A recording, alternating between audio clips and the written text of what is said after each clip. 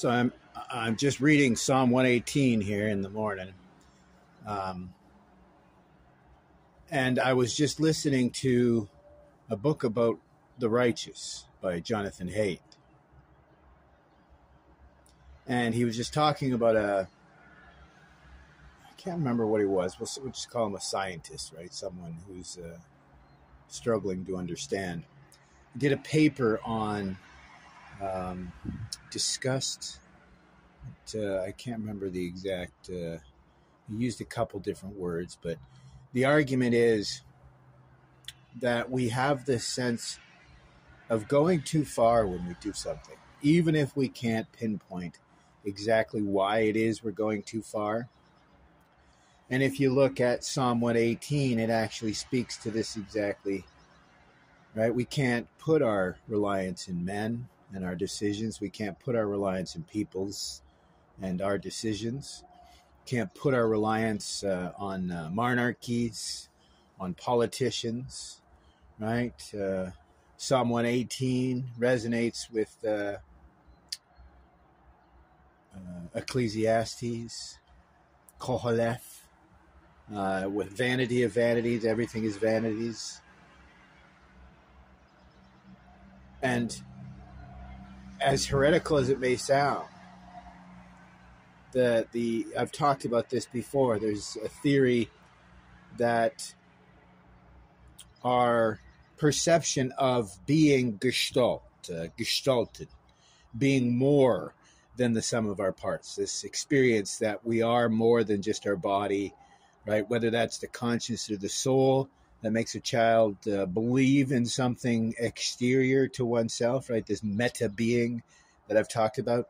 Well, maybe that sixth sense, what we call in philosophy the open problem of induction, what William James said that we pulled down from some sort of collective unconscious, what Jung went back to archaic German, that Zelle, this idea of a soul, right? Because the modern is Geist, but Geist could be like a phantom or a spirit. It's much closer to Nietzsche's perception of how we see God, as a colored vapor before the eyes of a discontented, disenchanted God, maybe being us or both. So just want to put that forward, that this idea that our perception of the world and our perception of things that are either outside of the world or seem like it's outside, these are people that Nietzsche called the Hinterwelten. And I believe that, yes, he was rebuking the people who believed in the between worlds, but ignored this world. I'm arguing about being in a superposition, kind of like that the quantum quandary.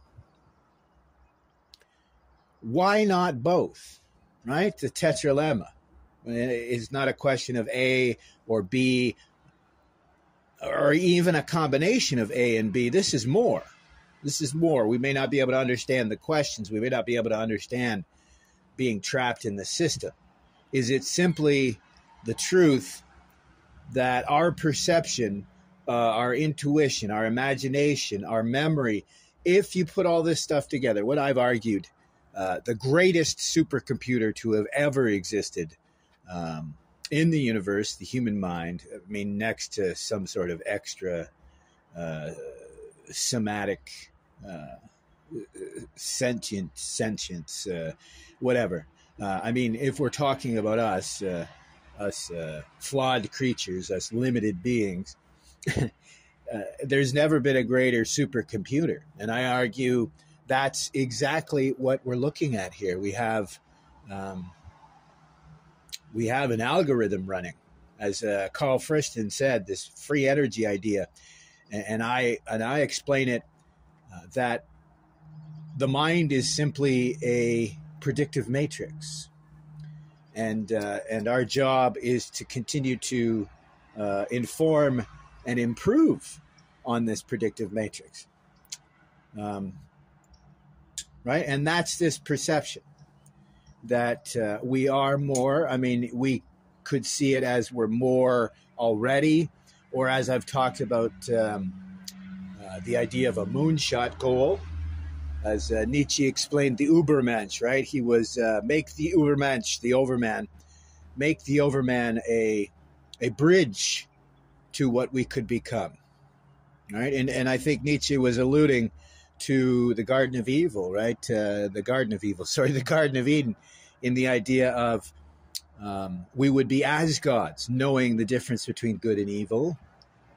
But as Nietzsche says, we would be as gods if it weren't for our baser natures, our desires, our hunger, our self-loathing, all the above. So is it possible, as the Vedantins say, you don't need to believe, right? Because pisteo is trust. Have you been convinced?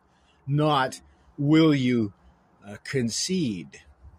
So maybe it's simply a belief in the greater being that is us, is our perception, is our reality. Doesn't matter where you place your faith. It's just a matter of trusting that there doesn't need to be a guide, doesn't need to be a God, and there doesn't even need to be a destination. But the journey itself arguably should be rewarding. And for us as a human creature, that tends to be challenged day after day. That's what tends to make us grow. And maybe the affect of humanity that causes this may be unlike other creatures. I mean, Jung said this, that if man had the single-minded focus of the insect, we'd be absolutely unstoppable. And maybe that's the lesson here is since we're so easy to give up on our own potential, right? We are the most gregarious of animals, but also the least faithful to our potential. Maybe being that we are the only animal that if we don't push ourselves, if we don't force ourselves to stress, to difficulty, we will atrophy. We will lose potential if we don't continue to build upon our potential. Arguably, it's like education. Education shouldn't end at a certain age. I was speaking about this when it comes to language. I think one of the biggest mistakes and greatest harms to education is this belief that we can't learn after being a child. That's ridiculous. I mean, most of us that take more advanced courses are taking them as adults. I argue the only reason why it's a problem for us is because we don't practice learning. Even myself, when I went back to learning after college and the bank, I did courses constantly. Even when I worked at the casino, when I first moved down south, I spent every dime that they allowed us to spend on courses. But it was tough to get back into the swing of things after having worked at the bank for forever. Even though we did courses, they were like one style of courses. So it was just, I guess, demonstrating my fluency and my, well, obviously literacy, but more importantly, my fluency as you get deeper into courses about finance or economics and such. But they weren't a challenge because they weren't something new or different. Like, I've realized that's something you have to do. I went up to the church book riot, and I didn't buy a Korean book. It was on religio and comparative religion, and it was mostly in Korean, some English, just like chapter titles and stuff, and like sources in English. But the title was in Latin as well, so that's how I knew what it was about. And I was like, oh, geez, that would have been nice to. I should have grabbed it, but technically we were short on funds. The wife wanted to get a raffle ticket, which was $5, and that's all we had left after we had gotten a whole bunch of stuff. But I did get a Jean-Paul Sartre. I think that's a double. It's forcing me to have more of an open mind. If you've listened at all to my podcast, you may have heard more than once that I'm not the biggest fan of Jean-Paul Sartre. I'm actually a fan of Camus, which is one reason. But also, let's be honest, right? As an example, I was just, to challenge myself, I'm reading his Les Jeux sont faits. It's a fairly simple book from Sartre. It's not exactly even philosophy. It's just a simple story. But within it, there's a lot of philosophy. It kind of shows why I'm not the hugest fan of Sartre. He constantly steals ideas from other philosophers and doesn't attribute to them. And I think little things like Jean-Paul Sartre, he seems to love Nietzsche and philosophy, but they don't seem, his followers don't seem to understand Nietzsche. But that's neither here nor there. What I've realized, it's a matter of challenge, right? I've been studying Bible and literature, Northrop Frye. And wow, has this been challenging. I would say for a book that's less than 300 pages, it's probably one of the most challenging books I've come across. And I'm serious because I was listening to Wittgenstein's Tractus. And if you've heard of it, or what else? God, what's another one that people think? Well, Heidegger's Being in Time. But I mean, for me, I listened to, some pretty advanced books. Well, I mean, let's say it's not terribly advanced, but a lot of people seem nervous by Answer to Job, Jung, Axiom, and his Red Book. Particularly, well, I've listened to all of them so many times I couldn't tell you, but the Red Book especially. I really love his Red Book. And in it, he is, I guess his persona is speaking to his secretary, and his secretary suggests what we all were thinking, that, why don't you try what you're obviously trying to do, to create your own version of Nietzsche's Zarathustra, right? A replacement for the Bible. And what that means, it sounds heretical, but what it means is if we're not believing and we're not listening to the stories, to the lessons, to the aphorisms, to the perennial truths, to the perennial philosophy resident within the Bible. Remember, Nietzsche was a philologist first, so he was an expert on Greek, which makes him very, like I said, would understand things like pisteo is, are you convinced? Not, will you believe? Right? It's not blind faith, but an informed trust, a knowledge of the importance that we have devotion, confidence, and commitment in our path, not one of blind reverence or fealty. But what we need to do is to continue challenging ourselves, and I think that's where most of these paths are failing. Because all of these religions, be it environmentalism, gender politics, what else? Or just politics itself with the cult of personality and party politics. It's all designed to make you an automaton if you aren't already. It's not asking you to think about your faith. I told you this story about Buddhism. What I fell in love with Buddhism initially was the fact it doesn't tell you what to believe. Even better, the Buddha says, well, take what I say with a grain of salt. If what I teach doesn't lead you better, then discard it, right? Use reason to judge if what I'm saying, if what I'm sharing makes sense or matters. But more importantly, just this, for me, I guess, to be honest, just to give you a little anecdote plus something very recent, Russell Brand, I think I'm pronouncing that correctly, did an interview with Jordan Peterson. I was shocked because there was a lot of people talking about it.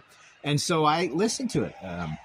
Thankfully, I was able to listen to it at high speed. It was close. I almost wasn't able to. I listen to most YouTube videos about 1.5 times speed or 2 times speed. I think it's my neurodivergent mind. If I listen to it too slowly, I just can't focus. I've explained this about audiobooks, right? You must be challenged, right? So if the book is going too slow, like Henry Winkler's autobiography, I think is an extreme example. Go ahead and listen to it. At 1 time speed, it is not Henry Winkler. If you've ever heard him speak, this is the guy who plays the Fonz, he doesn't speak like this. He speaks pretty darn fast. He speaks, kind of like me, fast. And so there's an extreme example. That audiobook, if you were to listen to it at anything less than 1.5 times speed, right, so 50% faster than it is shipped at, I don't think you could focus because it doesn't even sound like a human being. It starts to sound like an AI-generated voice, right? And so I've seen this with all these different apps. If you look at the data, there's very few people listening at a higher speed. And I think, not that people aren't into this, I think it shows that they're not using all of the material in the media available for learning and for wisdom, for knowledge, but also shows why they may not be using them to their full potential, because they're not using them to their full potential. Right? Audible did a little study, and a small percentage of their audience is listening to audiobooks at higher than 1 time speed. And as I said, it's not an ego thing. Listen to me, I'm listening to books fast. No, it's a matter of you must be challenged. What I thought it was simply helps with focus, right? Because like I said, if you listen to an audiobook or a video or a podcast, anything, if you listen to it a little too slow, I find your mind tends to wander and you have a hard time focusing.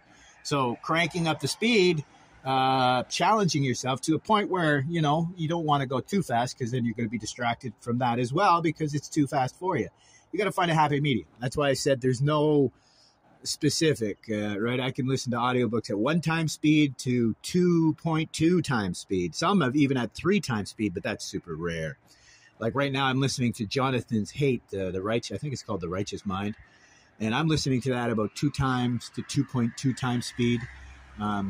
It's a slow one, and it's not that hard to keep up on. But as I said, it's a matter of challenge. Keep yourself challenged, right? So that's why I've been doing some weird stuff, like looking into other areas of faith, right? Rather than just sticking to the Bhagavad Gita or Buddhism, I expanded into studying the Bible, both Kabbalah, the Hebrew Bible, and the Christian Bible. As I said, studying Northrop Frye's The Great Code. So initially, just to be able to read his book, I had to go back and do some more study in the Bible. But by doing so, I found out that what I actually seem to love here is the challenge of learning, right? It's not even solving problems. As I've said to the wife, some of my favorite problems in the world, in my life, are the unsolvable ones. I really do love these unsolvable problems. As Jung said, right? It's silliness to try to argue over the existence of something as an entity, but where he missed is it is the most honorable endeavor, arguably, to explore what this affect of the human experience is. What is this thing, this soul, this consciousness, this belief in a God, belief in our own godliness or divinity? What is it, right? It's unsolvable as a specific, but what is solvable is what benefits it brings to us, why it seems to be this leitmotif of human experience even today, with organized religion on the decline, as they say. Secular religions are on the they're just exploding exponentially. I find new ones each and every day.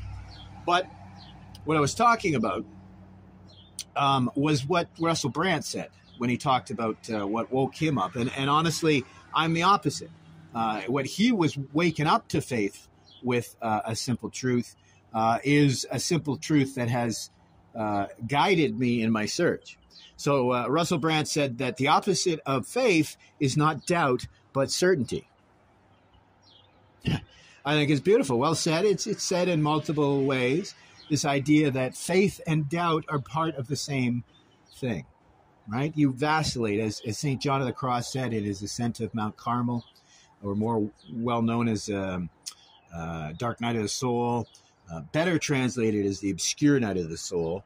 But this idea that you're never closer to God than when you feel most disenfranchised. You know, these ideas that doubt and faith are just a vacillation of the same experience, right? And so a belief in certainty is as much faith, right? A blind belief, as it were, because what is certain besides uncertainty, and even then. So having trust, pisteo, pistis, having trust in the face of uncertainty is the entire goal. But one step deeper, this endeavor, the next level in, once you've understood that there is a possibility for trust in our path, even if our path is absurd or a struggle, there's still a purpose, there's still meaning, and that purpose, that meaning, is individuation, as Jung said. But honestly, it's no different than what Nietzsche taught, right? Jung got it from Nietzsche when he talked about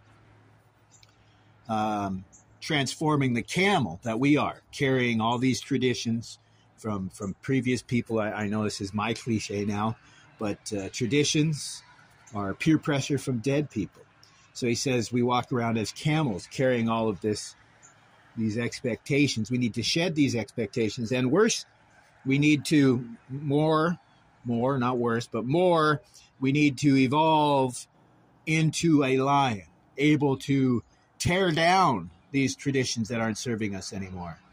Have the courage of our convictions that maybe someday we could achieve a childhood where we're born again, in a sense, to our potential, to this world and the next. That there is a purpose, a reason to everything under heaven. This idea that even if there isn't a God, even if life is suffering and absurd, as Camus said, you can make your struggle, your purpose, your meaning, your Schatzen, your value, your treasure. Right? As Socrates said, if you aren't going to think you're the greatest philosopher, if you aren't going to think you're the greatest individual within the context of the other, right? The community, the broader whole, if you aren't going to endeavor to be better than your previous self, then who will? Right? And if I can steal from the Bible, right, an eye for an eye makes the whole world blind. Well, an eye and an eye, rather than an I and a thou, makes the whole world blind. If everyone walks around as an individual, thinking they're the center of the universe, in French, I call that au bas du ciel, right? You think you're the base of the sky. You're the hinge point of the universe. And you don't see the self in others and the other in oneself. Well, that's where the problem lies. Absolutely no question. And as the I guess you say aphorism goes, right? An eye for an eye, not E-Y-E, but an eye for an eye against an eye will make the whole world blind, because you can't see yourself and you don't see each other. Not till we are the philosophy of a we and us will we understand these simple but infinitely complicated and complex truths. We are made up of all sorts of individual little parts, right? And within those individual little parts, the necessity is to be with others, right? We're all together in this. And we only become truly who we are once we live together, right? And when I say an eye and an eye makes the world blind, it really is, it's true. I've had such an open-minded experience recently that I realized there is so much that is correct about postmodernism, and it makes you understand why so many people will actually follow. But as I've said, no one philosopher is correct. As Socrates says, you need to scream your philosophy into the universe in the hopes that it might influence others. And as Northrop Frye said, all of this knowledge is like silt laid on a stream bed, and it builds upon what came before, right? So the solution to Baudrillard's simulacrum, this idea that we're all living in a simulation, and I don't disagree with them. I'd actually say that a combination of Baudrillard and Jung, right? We're all living our persona. None of us are being authentic, and especially not to ourselves and each other. So we are living in a simulation because we're not reacting to reality. We're not even understanding what authenticity is. As I said, if we walk around as our persona, how can we perceive perspectively, anything? And persons are just fantasy, right? As Shakespeare said, all the world is a stage and we're but players upon it. But that's not an indelible truth. That just happens to be an inconvenient truth. Right? And another inconvenient truth is the solution is, as the Buddhists say, right? Our consciousness, our citta, is simply a storehouse of preferences that we attach to from moment to moment. So it's not about a not self or an ego death. It's simply emptying out the storehouse. As Hercules did, he redirected the waters of a great river to clean out the Aegean stables. That's all we need to do. You just need to redirect this energy towards a unity instead of, this selfish ideal, this fantasy that we all have. Right? And that's why I say it's a matter of a challenge. Right? Same as in meditation. I thought of this recently, and it's hard to explain, but I don't think I've ever meditated in my life. Right? I've been working at this for decades, but I don't think I've ever succeeded. And I think that's a truth that more of us need to embrace. Right? As so many philosophers, contemplatives, as Thomas Merton says, it seems a little odd calling themselves monks, calling themselves contemplatives, but that's exactly what we're meant to do. As I said, this is not something meant to be done just on the cushion, something I was never really into. It's a truth to carry to your daily life. In Buddhism, it would be sati sampajanya. That's my apologies. I may have accidentally called that Sanskrit, but that's Pali. And sati is to remember these noble truths, that you are not this preference of self, and this belief in permanence and the self is causing all this suffering. And the way out is to stop believing in these fantasies. And sampajanya is mindfulness, focus, awareness of these truths brought to everyday life. Right? This is not that different than any other contemplative practice, awareness, mindfulness, you name it. I call it term wars. It's all the same thing, but different therapies, different therapists will rename it just to brand themselves, right? There's Sharon Saltzman, who created metta meditation, which is not a thing. There is no metta meditation as a standalone. Same as Western Buddhist practitioners, this belief in vipassana, whatever, however you want to pronounce it. I had somebody get a little argument once in the stupa during a tour. I'm like, who cares? Like, you know what I'm talking about, right? This idea, it's supposed to be insight meditation, but you can't do insight meditation without shamatha, because this is what the problem is. There's so many. I started this endeavor before understanding about faith and doubt and individuation. I started this because I couldn't believe that no one was talking about how meditation and mindfulness being taught in the West was actually causing more suffering than it should for a lot of people. Anybody who was traumatized, and fast forward to today, I think the majority of people are suffering from some sort of trauma in one way or another. And if they're not there yet, the ones that escaped trauma in the last few years are soon to be subject to said trauma. Maybe new trauma, but I think it will be the aforementioned trauma. Just right, as the Irish say, revenge is a dish best served cold, and that's karma.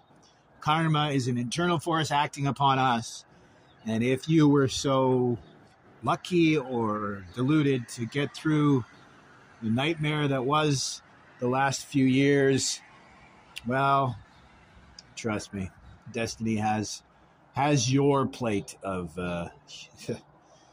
humble pie. But for me, I guess I don't know what you just found is I've realized that I actually spoke to a very well-known mindfulness meditation teacher. He wrote a book on Buddhism and trying to become an enlightened individual. And initially, I was talking to him because I was surprised there wasn't a French translation. And we ended up getting talking, and I told him that I think he should probably condense his book, because his book's like 1,000 pages. Not a lot of crazy people like me willing to listen to 1,000 pages. And he's like, yeah, that's a good idea. We should do that. But in the end, this guy who's supposed to be a mindfulness practitioner, he got everything wrong. The appointment days, the appointment times, what we had spoke the previous time. We spoke about 3 times, and each time he got the time and the day wrong. He forgot about what we talked about. So on the third call, he forgot that we were supposed to be condensing, and he asked me about translation. And I'm like, what? So I didn't say anything, because this was the third time he had shown that he's not paying attention. He's dividing himself up into so many pieces that he's no longer of any value, really. But worse yet, I just mentioned trauma, right? That's the thing that I was concentrating on. And he took that as I wasn't interested in having, the Buddhism stuff. It's like, what? Like, what do you think Buddhism is but this way to heal trauma? But I've already told him that, right? The reason why I started reaching out is because I realized how important it was for us to teach the risks of meditation and mindfulness to the traumatized. And as I said, arguably, I think there's many more people today that are traumatized. So when I began this journey and taking the course from Treleaven, Trauma-Informed Mindfulness, I did his course. It's for therapists.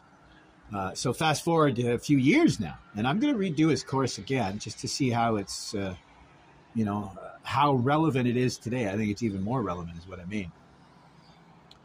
But what I've come to realize is it's the entire mindfulness Buddhist movement itself. It's the entire movement. That's the problem. It's because they're teaching vipassana alone without shamatha. If anything, we should have taught people shamatha, right?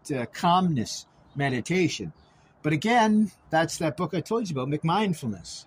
That if you teach people to just be cool at whatever they're doing, well, then you could be mowing down people in the street and be mindful about it, right? And calm and aware, and right? It's a complicated little thing. But I think I found, as I said, I've kind of circled this idea before that Buddhism in the West is almost wholesale improperly taught. Well, I think that's the truth. And it's worse yet because technically mindfulness Buddhism is supposed to be something helping people with trauma, right? If you think about it, back in the day, just existing was kind of like a trauma, right? Barely able to exist, to survive. Fast forward to today, I mean, it's unbelievable the conveniences most of us have. Even the most destitutely poor have basic shelter and sustenance needs met. Now, of course, as Viktor Frankl said, with the lack of hope and meaning in the world, is it any wonder people are drunk and debauched, right? So there are lots of people who aren't taking advantage of our social safety net, but it's because they are so broken, right? And that's why I argue we need to get on this trauma healing. We need to get moving on this because, well, that's the most important thing, right? Because what I realized is my trauma wasn't really what was holding me back, believe it or not. What was holding me back was being a more whole individual, kind of like from the Bible. I mean, that's what I think. We need to study this stuff. It's not taught, but when Jesus is in the bath, there's this guy who supposedly had been sitting there for like 30 years, and he couldn't get to the bath because you need to be the first person into the bath to heal. And Jesus says, well, do you want to be whole? And Buddy's like, yeah, meaning healed. Some translations say healed. I like, do you want to be whole? He says, yeah. And so Jesus doesn't heal him. Of course, this could be considered heretical, but nowhere does it say he heals him. It's later that it's insinuated that, this guy was healed. But all Jesus says was, well, pick up your mat and walk. Right? Get up, pick up your mat, walk. And this whole scenario tends to go down as, oh my gosh, look, somebody was doing work on the Sabbath. I mean, if you're breathing, right, you're exchanging, oxygen and producing carbon, you're working, right? So I think that's silly that we're arguing about that. But what really happened is this victimhood being ended, right? Do you want to be whole? Well, then get up and pick up your mat. Like, that's what I've realized. But so many of us are trapped. I was trapped by my trauma, but more so trapped by an inability to think, to reason, to write, and therefore unable to process not just my traumas, but my everyday life and how to move forward. It's literally what Nietzsche was talking about. It's ressentiment. That's all I was. I was a reactive being. I was an automaton with a predefined script of reactions. If this happens, rather than being a perspectival or a person in the place of action, right? So there's our place. Right? In Japanese, it's Basho Nishitani, who was an existentialist Zen monk, said that Basho, place, that's the important aspect. We need to get back to place. And what that means and why it's so perfect that he uses Basho. Basho is the Japanese word in a modern context they used for the sumo tournament. A Basho. But in reality, if you break down the character, it's the character for a warrior dressed and ready for battle. And the character for the place of battle. So it's this prepared, right place, right time. That's exactly it. Right? And the only way we can get there, I thought it was simply healing trauma. But what I didn't realize is you can't do that until you're able to process, and you can't process until you're able to think. You can't think. You get this? So after a couple years thinking that I was wasting my time, no. Arguably, that 1 year spent forcing myself to do something, and that something was to listen to at least one audiobook a day, right? Listen 4 or 5, 6 hours or what have you, you know, on average of a book. That's why I've said sometimes, like Ian McGilchrist's book, fantastic. I've listened to it probably 3 times at least, never mind going back. And The Master and His Emissary, fantastic book. But it's what, 18 hours or 20 hours, right? So that can take you 3, for me, because I love that book, it probably only took 3 days. But, right, if you're going to do 4-hour chunks and you're not, you know, listening to it at a little more accelerated speed, right, you would stretch that out over 3 or 4. Long story short, it was forcing myself to focus, to think. It's like a mindfulness and a meditation with extra steps, right? Because like I said, I developed this practice of walking meditation where I was listening to audiobooks, which forced this focus. And initially, how I was able to get there is, like I've explained this before, I would I would imagine writing the words being written. My first attempt was trying to repeat back in my head what they were saying. But once you start to listen to it at a more accelerated speed, you can't do that. So I think it was kind of a waste. Like, you could really probably glean a lot more information going through it like that.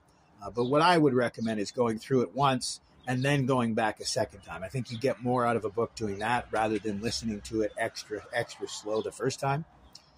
But what I found is after a year of listening to a book a day, forcing myself to do that. And again, not the same stuff, not all Buddhism as I was doing for a decade or more.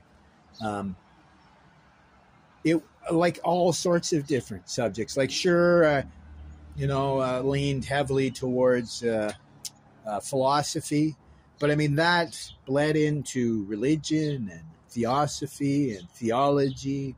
Then it led into self-help, and it led to and then just honestly, Hemingway, and I even read some Marquis de Sade, Hemingway, love Cormac McCarthy, right? I can't even give you examples. It's just between stories and autobiographies and philosophies, all of these helped me map my mind, right? It helped me figure out how to think, how to study, how to understand, right? The first step towards individuation, right? I think that's the point where I'm at. I've begun to be able to understand who and what I am, who and what we are. Now it's just a matter of integration, as it were. I've, like many other mystics, I've come to the point where I've realized that I'm not a perfect being. If I were a perfect being, I probably wouldn't be doing this. There'd be no reason to do this. But here we are. So we'll leave it at that.